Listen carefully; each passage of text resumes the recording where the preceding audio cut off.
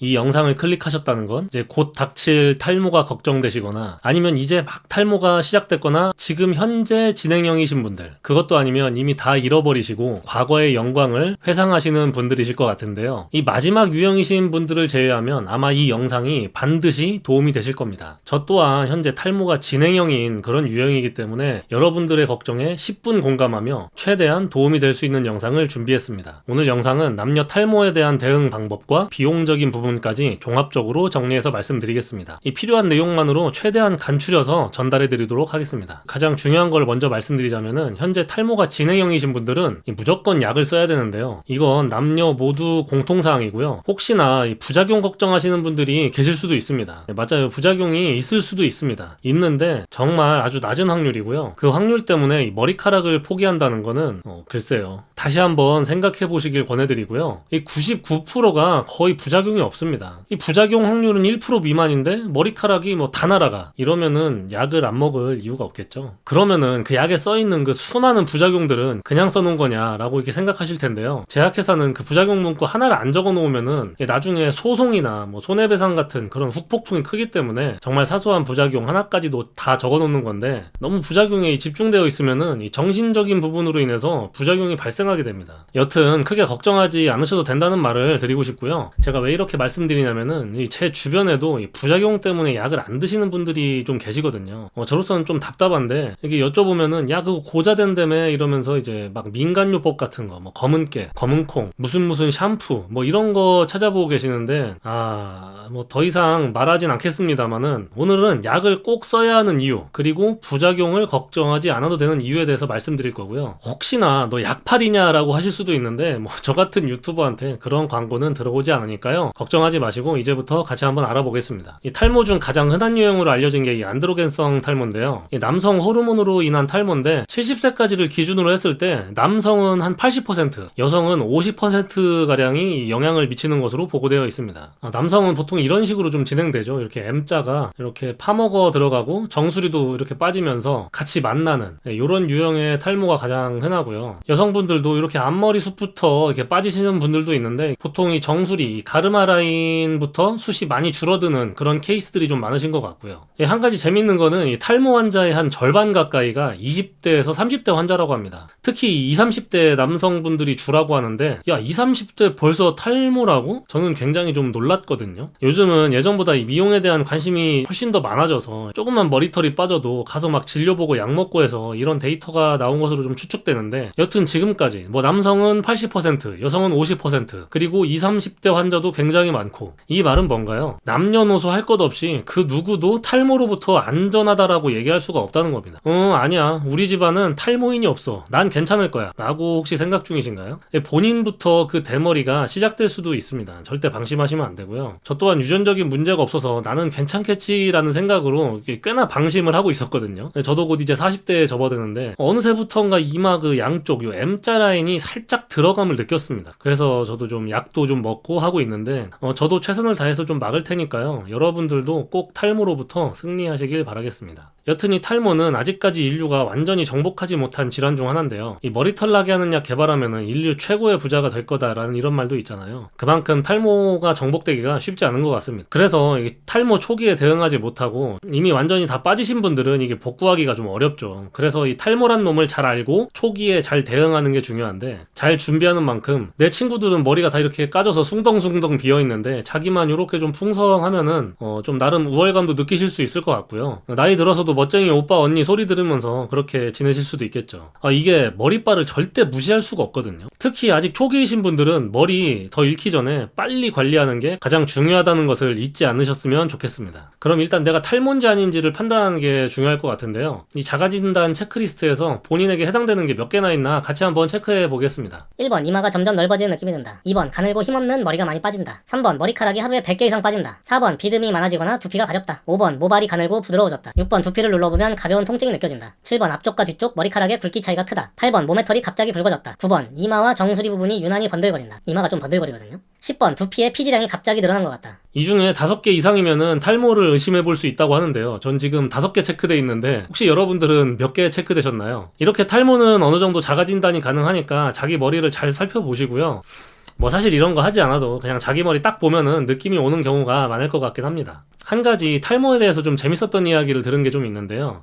어떤 남성분이 계셨는데 이 앞머리 쪽은 뭐 숱도 많고 짱짱한데 이 정수리 쪽, 이 가마 부분이 좀 비어가는 이런 분이 계셨나 봐요. 근데 이제 본인은 가마가 그게 잘 안 보이니까 자기는 탈모가 아닌 줄 알았는데 이 남자들은 보통 이렇게 M자부터 파이는 경우가 많으니까요. 이제 남들은 가마가 보이잖아요. 근데 그걸 눈으로 봐도 알았어도 이게 신뢰가 되니까 말을 섣불리 하지 못하는 거죠. 그래서 이 정수리 숱이 많이 빠지고 난 뒤에야 뒤늦게 알아채고는 이 병원에 가서 아우 최근에 갑자기 이렇게 탈모가 진행됐다 이러면서 이렇게 이야기했다는 분 얘기를 듣고 좀 웃기기도 하고 좀 슬프기도 했는데요. 혹시나 주변 분들 중에 이런 분들 계시면은 좀 빠르게 말씀해 주시는 게 좋을 것 같습니다. 혹시 모르니까 자기 정수리 체크도 한번 해보시고요. 그러면은 이런 탈모의 원인은 도대체 뭐냐? 뭐 다들 아시겠지만 첫 번째는 이 DHT라는 이 남성 호르몬 때문이고요. 두 번째는 이 극심한 스트레스로 인한 탈모인데요. 이 스트레스 호르몬인 코르티솔의 증가가 모발 성장을 억제하는 것으로 밝혀져 있습니다. 이 세 번째는 분만, 급격한 체중 감소, 뭐 장기간의 약물 복용, 갑상선 기능의 저하증이나 항진증 같은 것들이 탈모에 영향을 준다고 합니다. 그리고 또 하나 좀 이건 흥미롭게 본 내용인데 이 이른 나이에 탈모가 발병하는 분들이 계시거든요. 이런 분들 중에는 관상동맥 질환이나 이 심혈관 질환에 문제가 있는 분들 또는 이 대사증후군이 있는 분들, 이 대사증후군은 뭐 고혈압, 당뇨, 비만, 고지혈증 같이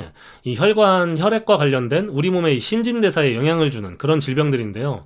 이런 것들과 강한 연관성이 있다고 되어 있습니다. 그리고 이 체질량 지수가 높은 이 뚱뚱하신 분들이 이 중증 탈모가 증가하는 것으로 밝혀져 있다고 합니다. 이 아무래도 이 모발도 모세혈관으로 혈액이나 산소 같은 그런 영양분을 공급받기 때문인데 이 혈관에 문제가 있어서 머리까지 혈액이 잘 전달되지 못하니까 이 머리가 빠지는 것으로 좀 추측할 수 있겠죠. 그래도 역시 가장 영향을 많이 주는 거는 이 호르몬 때문이라고 합니다. 자, 그러면 우리는 어떻게 해야 되냐? 어떻게 대응하는지 같이 한번 알아보겠습니다. 현재 미국 FDA에서 승인된 유일한 방법은 이 먹는 피나스테라이드, 바르는 미녹시딜, 그리고 로우 레벨 레이저 테라피, LLLT라고 해서 요 세 가지 방법이 유일합니다. 이 세 가지 방법은 검증된 방법이고 그리고 비교적 오래됐고 안전한 방법이겠죠. 하지만 이 탈모에 승인된 방법 이 세 가지만 써야 된다는 의미는 아니고요. 다른 먹는 약이나 국소요법, 뭐 건강 보조식품, PRP 자가열 주사, 엑소존, 모발이식 같은 다양한 옵션들도 선택할 수가 있으니까요. 중요한 거는 내가 어떤 방법을 선택할 것이고 그 부작용이 생겨도 내가 감내할 수 있는가, 또 비용적으로 내가 그것을 계속 유지할 수 있는가. 이 탈모라는 게 서서히 계속 진행되는 질병이기 때문에 1년, 2년에 끝나는 그런 치료가 아니잖아요. 적어도 내가 머리카락을 포기하지 않는 시점, 뭐 최소 5년, 10년 이상 이렇게 유지해야 하기 때문에 아주 장기적인 관점으로 보셔야 하니까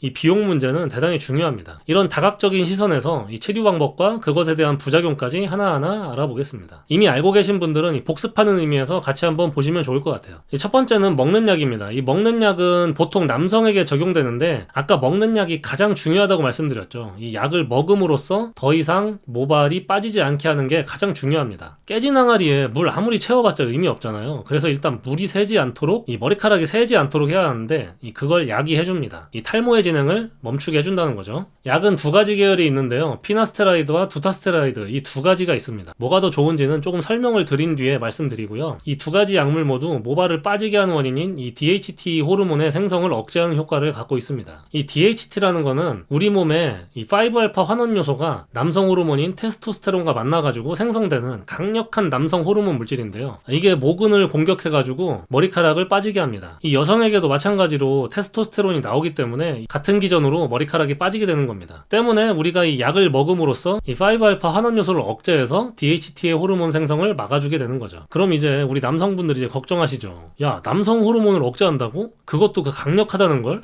그럼 난 약해지나? 뭐 이런 걱정들을 많이 하실 텐데 이 DHT 호르몬에 대해서 잠깐 말씀드리면은 이 호르몬은 태아기부터 사춘기까지는 이 여성 호르몬을 억제하면서 이 남성성의 발달을 촉진해 줍니다. 특히 태아기에서는 이 남자아이의 생식기 외형을 만드는데 필수적이고요. 이 사춘기까지 이르면서 이제 우리 몸의 털과 전립선 성장을 담당하는 이 주요 호르몬인데요. 이게 성인이 되고 난 후에는 그닥 중요한 역할을 하지 않는다고 합니다. DHT는 성인에게 중요한 역할을 하지 않는다. 주목할 만한 거는 전립선 비대와 혈압과 탈모이다. 이 두 가지 다 반갑지 않은 그런 역할인데요. 이 생리적으로 중요한 역할을 하지 않는 데다가 이 전립선도 비대시켜서 오줌 줄기도 약하게 만들고 이 탈모까지 오게 하면은 이거는 당연히 차단하는 게 맞지 않나 그런 생각이 되고요. 이 여성도 테스토스테론 호르몬하고 이 5알파 환원 요소가 있지만은 그 양 자체가 좀 적습니다. 그리고 여성들은 앞머리 쪽에 이 아로마타제라는 이 효소가 많이 있는데 이 효소가 이 DHT의 생성을 억제하기 때문에 그래서 상대적으로 여성은 앞머리 부분의 모발이 보호된다고 합니다. 그래서 여성은 이렇게 정수리 이런 가르마부터 빠져서 이렇게 정수리가 비어 보이는 탈모가 많이 오게 되는 거고요. 그러면 피나스테라이드와 두타스테라이드 중 뭐를 선택해야 할까요? 먼저 피나스테라이드는 굉장히 오랫동안 사용된 약물입니다. 5알파 환원요소 타입 2를 억제하는 효과를 가지고 있는데요. 오래됐으니까 뭐 구식이다 이런 얘기가 아니고요. 오랫동안 사용돼 왔고 그만큼 검증되어 있고 특별한 문제가 없다. 그리고 대규모 임상도 거친 제품이기 때문에 그 효능과 부작용들이 이미 다 나와 있죠. 그래서 굉장히 안정적이라는 의미입니다. 그래서 먹는 약 중에 유일하게 FDA 승인을 받은 거기도 하죠. 반면에 두타스테라이드는 이 비교적 최근에 이 2009년에 우리나라 식약처에서 처음으로 이 탈모약으로 승인을 해서 사용되어지기 시작했습니다. 이 피나에 비해서 역사가 좀 짧고 대규모 임상이라든지 이런 게 아직 완벽하게 거쳐지지 않았고 이 피나스테라이드보다 호르몬을 더욱 강력하게 억제하는 부분, 이 피나스테라이드는 타입 2만 억제했던 반면에 이 두타스테라이드는 타입 1과 타입 2를 억제하는데요. 이 호르몬을 더 강하게 억제하니까 효과가 조금 더 좋을 수는 있지만 이로 인한 안정성에 대한 검증 때문에 아직 미국 FDA에서는 승인이 안 된 상태입니다. 이 두 가지 약 모두 남녀 모두에게 부작용이 있는데요. 여성을 먼저 알아보면은 여성에게는 이 가임기 여성은 태아기형, 남자아이인데 이 생식기가 없는 아이가 태어날 수가 있고요. 또한 이런 호르몬의 불균형을 일으켜가지고 유방암을 유발할 수 있다고 해서 암에 대한 이런 가족력이 있는 사람은 피해야 한다고 합니다. 그래서 여성에게는 이 두 가지 약물 모두 금기시되어 있는 게 원칙이라고 합니다. 남성 부작용은 잘 알려져 있다시피 이런 성기능을 저하시킨다는 부작용이 있고요. 그 외에도 이 남녀 모두 공통사항인데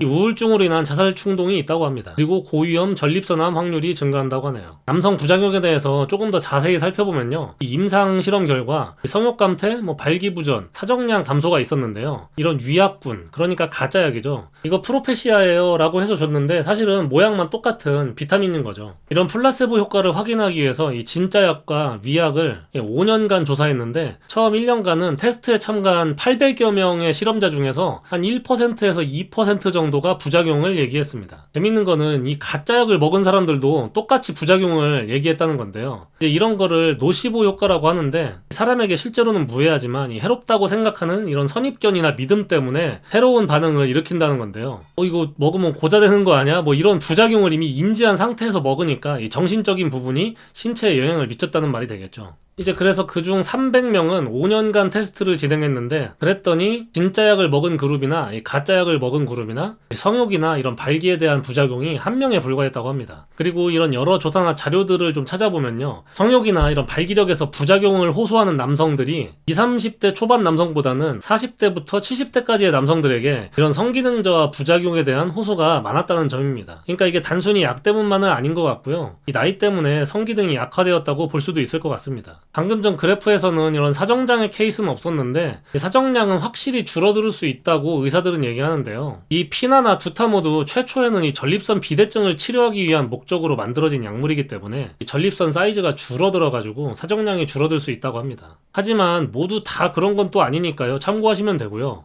그러면 사정량이 줄면은 이런 임신, 이런 아이 갖는 거에 문제 있는 거 아니야? 정력 떨어지는 거 아니야? 이렇게 또 생각하실 수 있는데요. 이 정자는 고안에서 만들어지고요. 그 정자가 활동할 수 있게 이 윤활액이 전립선에서 만들어지는 거죠. 그래서 실제로 검사를 해보면은 이 정자의 수나 활동량에는 차이가 거의 없다고 합니다. 아까 그 그래프 그런 장기적인 통계는 피나스테라이드고요. 이 두타스테라이드는 이런 장기적인 관점의 관찰 연구가 좀 부족한데요. 아무래도 두 가지 효소를 차단하니까 부작용이 좀 더 크지 않겠나 하는 정도로 추측하고 있고요. 그렇기에 아직 FDA 승인을 못 받은 것 같기도 하고요. 그래서 피나와 두타 중 어떤 거를 선택할까 고민하신다면은 처음에는 피나스테라이드로 시작을 하는 게 정석이라고 생각합니다. 두타가 효소 두 가지를 억제한다고 하지만은 이 중요한 건 타입 2를 억제하는 거기 때문에 두 가지 억제한다고 해서 효과가 2배 있다고 말하기는 좀 어렵고요. 좀 더 차단한다는 정도로 보시면 될 것 같습니다. 다만 피나에서 효과를 좀 못 본 사람들이 이 두타를 먹고는 효과를 봤다는 케이스가 좀 있기 때문에 일단 먼저 피나로 시작하는 게 좋을 것 같고요. 그리고 앞서 말했던 그런 부작용들이 만약 생긴다면은 투약을 중단하면 거의 대부분 다 원래 상태로 돌아온다고 합니다. 약 효능의 반감기는 이 피나가 6시간, 두타는 약 5주 정도라고 하니까요. 참고하시면 되겠고요. 이 부작용만큼 가격도 중요하겠죠. 이 피나와 두타 이런 약들은 모두 다 병원 진료와 처방전이 필요하고요. 약품 가격은 한 달 복용을 기준으로 했을 때 먼저 정품 프로페시아는 약 5만원 정도 합니다. 가격이 좀 비싸죠. 이런 같은 성분의 카피약, 제네릭이라고 하는 약품들은 한 2만원 정도입니다. 가격이 거의 2배 넘게 차이가 나는데요.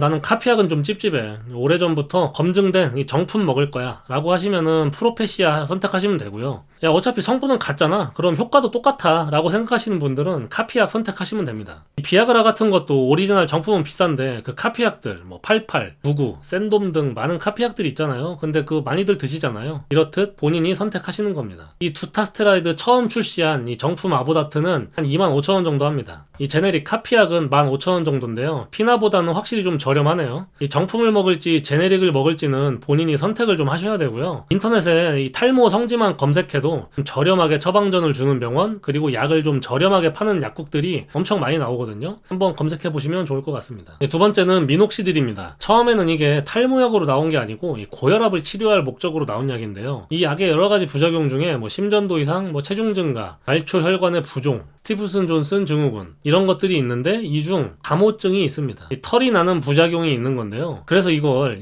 대머리에 한번 적용시켜보자 해서 나온 게 이 바르는 형태로 나온 미녹시딜입니다. 이 바르는 미녹시딜은 이렇게 스포이드 같은 이런 타입도 있고 스프레이 아니면은 이렇게 무스처럼 폼 타입 등이 있는데 현재 이 바르는 미녹시딜은 FDA에서 승인받은 유일한 여성형 탈모 치료제입니다. 이 바르는 미녹시딜은 남녀 모두에게 사용할 수가 있는데요. 특히 여성에게 효과가 훨씬 더 좋다고 합니다. 그 이유에 대해서 잠깐 좀 말씀드리면요. 이 미녹시딜이 우리 몸에 흡수되면은 바로 적용되는 게 아니고 우리 몸의 효소와 만나서 변환돼서 적용이 되는데 여성에게는 이 효소, 설퍼 트랜스퍼라제라는 이 효소가 더 많아서 효과가 훨씬 더 좋다고 하네요. 그리고 먹는 형태의 이 미녹시딜도 있는데 이것 역시 남녀 모두에게 사용할 수는 있지만은 남성은 이미 피나나 두타 같은 이런 훌륭한 약들이 있기 때문에 굳이 드실 필요는 없을 것 같고요. 간혹 제한적인 요건에서 처방받는 경우는 있다고 합니다. 피나나 두타를 써도 너무 머리털이 없으면은 가끔 혼용을 하는 정도는 있다고 하네요. 이 먹는 형태 또한 여성에게 효과가 훨씬 더 뛰어난데 이 먹는 방식은 이 저용량으로 처방해서 아까 말씀드린 부작용들, 특히 다모증 같은 위험을 좀 낮춰서 사용한다고 합니다. 여러 논문에 따르면은 5% 미녹시딜을 바르는 것과 저용량 미녹시딜 1mg을 복용하는 것은 그 효능과 부작용이 거의 같다라고 합니다. 하지만 이 먹는 미녹시딜을 처방받는 것은 좀 제한적인데요. 일단 신장 기능하고 혈압이 정상이어야 하고요. 젊고 건강한 사람에게 좀 처방하는 편이라고 합니다. 근데 젊고 건강한 사람이 탈모가 생기는 경우는 많이 없죠. 그래서 좀 제한적이고요. 의사의 판단과 처방이 있어야 되기 때문에 나는 먹는 미녹시딜도 먹을 거야 라고 해서 먹을 수 있는 건 아니니까 병원에서 진료를 꼭 보셔야 합니다. 그리고 먹는 타입은 이 몸에 흡수되기 때문에 부작용이 전신에 적용될 수 있다는 점도 있는데요. 가슴털이 나거나 원치 않은 곳에 좀 털이 수북해지면은 여성으로서는 좀 그렇겠죠. 이 바르는 미녹시딜은 원하는 부위에 딱 바를 수 있지만 이것 역시 단점이 존재하는데 일단 매우 귀찮다는 점입니다. 이게 5% 미녹시딜 기준 남성은 하루 2번, 여성은 하루 1번 바르는 건데 이걸 매일 발라줘야 돼서 이게 좀 은근 귀찮고 이 피부 흡수율을 올리기 위해서 이 제형이 좀 끈적이거든요. 그러니까 머리가 떡지고 찝찝하기도 좀 하고요. 그리고 스타일링 같은 거에도 방해를 줍니다. 좀 피부가 좀 민감하신 분들은 가렵고 좀 따가울 수도 있고요. 트러블이 나기도 합니다. 그래서 이런 피부 트러블과 끈적임을 좀 보완한 로게인 폼이 있습니다. 제품은 남성분들은 보통 5% 미녹시딜 사용하고요. 여성분들은 예전에는 이 5%를 사용하지 않았었는데 요새는 좀 쓰는 추세라고 합니다. 여성분들이 이 미녹시딜에 더 민감하게 반응하기 때문에 얼굴털이 좀 두꺼워지거나 콧수염, 구렛나루 털이 좀 증가하는 이런 다모증의 부작용이 올 수 있기 때문에 2%나 이런 3% 농도를 선택하기도 합니다. 여성분들은 5%는 하루 1번, 2, 3%는 하루 2번 바르는데요. 일단 5%로 시작을 한번 해보시고 부작용이 생기면은 농도를 낮춰서 사용하는 게 좋을 것 같습니다. 현재 미녹시딜은 처방전 없이 약국에서 구매할 수도 있고요. 가격은 제품마다 조금 상이하지만은 한 통 60ml를 기준으로 한 2만원에서 25,000원 정도에 구매할 수가 있습니다. 세 번째는 로우 레벨 레이저 테라피, LLLT, 저레벨 레이저 치료인데요.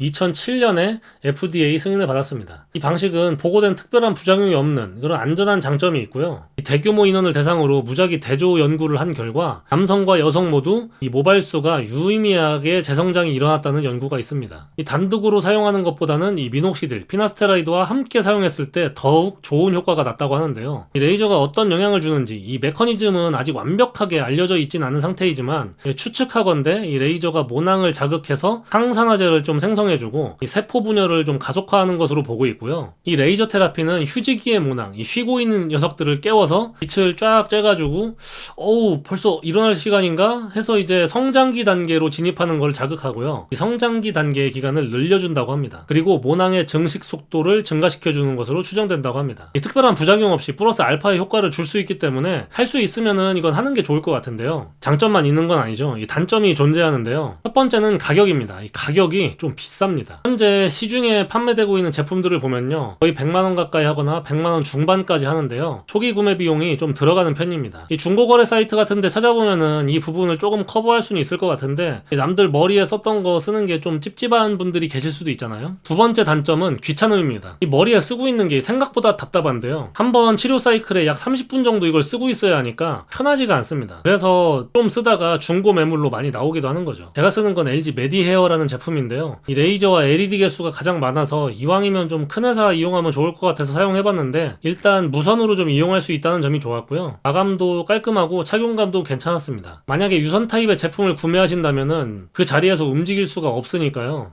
참고하시고요. 무선 타입은 쓰고서 움직일 수도 있고 설거지 같은 정도는 충분히 할 수 있습니다. 무게는 남자분들은 군대 방탄 헬멧보단 좀 가벼운 수준이니까 큰 거부감 없이 사용할 수 있을 것 같습니다. 자, 여기까지가 FDA 인증된 방법이고요. 지금부터는 좀 추가적인 방법들에 대해서 좀 더 말씀드릴게요. 먼저 모발이식인데요. 이 모발이식 환자의 비율은 조사한 곳마다 다 다른데요, 많게는 남자 여자 반반이라고 하는 곳부터 어떤 곳은 남자가 80% 가까이 된다라고 하는 곳도 있는데 저는 남자가 99% 하지 않을까 생각했거든요. 성분들이 생각보다 많이 한다는 거에 좀 놀랐고요. 모발이식은 남의 머리털 뽑아서 하는 게 아니고 자기 머리털, 자기 뒤통수 머리털을 뽑아가지고 M자나 이런 정수리에 이식하는 건데요, 뽑는 방식은 두 가지로 볼 수 있는데 절개 방식과 비절개 방식으로 나눠집니다. 잘라서 하는 방식과 자르지 않는 방식인데요, 먼저 절개는 뒤통수의 일부분을 두피째로 절개해서 이렇게 떼어냅니다. 그리고 그 두피에 있는 모근을 뿌리째 뽑아냅니다. 여기에 이렇게 털들이 이렇게 막 있겠죠. 그걸 이제 이런 비어있는 이런 M자 부분에 심게 되는 겁니다. 이 절개한 두피는 피부를 위아래로 당겨가지고 봉합을 하는데요, 이런 당연히 이런 흉터가 생기고요, 사람마다 다르겠지만은 신경통이 꽤나 오래 간다고 합니다. 그래서 이런 걸 보완하고자 비절개 방식이 있는데요, 이렇게 뒤통수를 삭발하고, 길면은 뽑기가 어렵잖아요. 삭발 안 하고도 뽑기도 한다는데 더 비싸다고 합니다. 여튼 짧게 만들고 바로 뽑는 이런 비절개 방식들을 많이 한다고 하는데요, 이 비절개가 수술 방식은 좀 더 비싸다고 하고요, 이렇게 머리털을 뽑은 자리는 뿅뿅뿅뿅뿅뿅 해가지고 더 이상 모발이 자라지가 않습니다. 뿌리채 뽑혔기 때문에요. 그래서 남자분들은 이렇게 뒷머리가 짧은 헤어스타일은 이제 하기가 좀 어려울 수도 있겠죠. 이런 비절개 방식의 장점은 일단 절개 흉터가 없다는 점이고요. 두 번째는 의사가 좀 좋은 모근만을 채취해서 뽑아서 이식하니까 결과물이 좀 더 좋다고 합니다. 같은 모공인데 털이 이렇게 두세 개씩 나는 모공이 있는 반면에 얇게 한 개만 이렇게 빈약하게 나는 그런 아이가 있잖아요. 이걸 이제 의사가 하나하나 보면서 선별해서 뽑기 때문에 건강한 녀석들만 뽑는 거죠. 이렇게 의사의 노력이 더 들어가니까 비싸지는 거겠죠. 자, 이렇게 해서 모발이식을 했으면은 가장 중요한 건 이제 뭐다? 무조건 약을 사용해야 한다는 겁니다. 남자는 피나나 두타를 반드시 먹어야 하고요, 여성은 미녹시딜을 써야겠죠. 그렇지 않으면 모발이식한 곳만 남기고 나머지 부분이 계속 탈모가 진행돼서 이런 괴기한 모양이 나오게 됩니다. 모발이식 가격은 지역마다 병원마다 다 차이가 있겠지만 보통 3,000모 정도의 이식을 많이 하시는 것 같은데, 이 3,000모 기준으로 이 절개 방식은 한 500만원 내외, 비절개 방식은 한 800만원 내외로 보여집니다. 병원 선택은 너무 저렴하거나 이벤트라고 해서 호객을 하는 곳은 조금 피하시는 게 좋지 않을까 하고요. 이 말씀드린 가격은 절대적인 게 아니기 때문에 발품을 팔아서 몇 군데를 비교하시는 게 좋을 것 같습니다. 다음에는 유사과학, 민간요법 같은 건데요, 이 검은 콩, 검은 깨 같은 거나 이 커피 샴푸 같은 거에 의지라는 분들이 좀 계시더라고요. 이 탈모는 질병 병으로 보는 게 맞다고 생각하거든요. 병이 저런 걸로 낫는다는 거는 좀 불가능할 것 같고요. 만약 탈모에 그렇게 효과적이었다면은 아마 전 세계적으로 난리가 났을 겁니다. 검은콩, 검은깨 이런 거 근거가 없습니다. 관절 아프면 도가니탕 먹는 거랑 좀 비슷한 건데 그냥 이슈나 마케팅적인 요소로 좀 보시는 게 맞을 것 같고요. 너무 이런 쪽에는 의존하지 않는 게 좋을 것 같습니다. 그래서 전체적으로 다시 한번 정리해드리자면은 첫째, 탈모 초기라면 무조건 약을 먹어야 한다. 남자는 피나나 두타 중 피나로 시작하는 게 좋을 것 같다. 여성은 원칙적으로 피나나 두타가 금기시되어 있지만은 제한적으로 처방되는 경우가 있다. 둘째, 바르는 미녹시딜을 사용한다. 남자는 5% 농도로 하루 2번, 여자는 5% 농도는 하루 1번, 부작용 시 2-3% 농도로 낮춰서 하루 2번 바른다. 먹는 미녹시딜은 저용량으로 여성에게 제한적으로 처방할 수 있다. 혹시나 바르는 미녹시딜에 피부 트러블이 생기면은 로게인 폼으로 변경하면 된다. 셋째, 이미 M자 탈모나 정수리 탈모가 많이 진행되었다면 모발 이식을 고려해봐라. 절개와 비절개가 있는데 절개는 흉터나 통증에 대한 이슈들이 있으니 가격 부분만 괜찮다면은 비절개를 추천드립니다. 그리고 모발 이식하면은 약을 계속 먹어야 된다는 거 말씀드렸죠. 넷째, 상황이 된다면 가정용 레이저를 구매해서 이용한다. 가정용 레이저는 부작용이 없고 반영구적이긴 하지만은 가격이 좀 비싸다는 그런 단점이 있겠습니다. 이 정도로 정리할 수 있을 것 같고요. 지금 말씀드린 거 이외에는 솔직히 다 돈 낭비라고 생각이 됩니다. 머리카락이 인상에서 정말 중요한 역할을 하잖아요. 잘 관리해서 빠지지 않고 여러분의 머리가 풍성하셨으면 좋겠습니다. 오늘 영상이 도움이 되셨다면요, 좋아요 한 번씩 부탁드리고요. 구독도 해주시면은 영상 제작에 정말 큰 힘이 됩니다. 영상 시청해주셔서 감사드립니다. 행복한 하루 되세요.